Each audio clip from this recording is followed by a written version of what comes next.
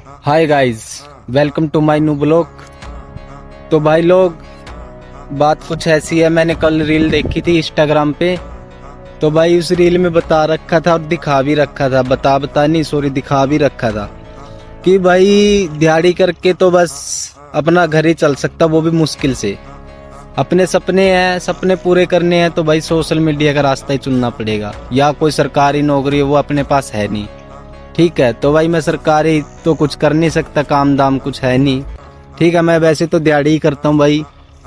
तो भाई मैं सोच रहा हूँ वीडियो और बना लूँ, सोशल मीडिया पे देखता हूँ अपलोड करके इसको क्या होता है क्या नहीं।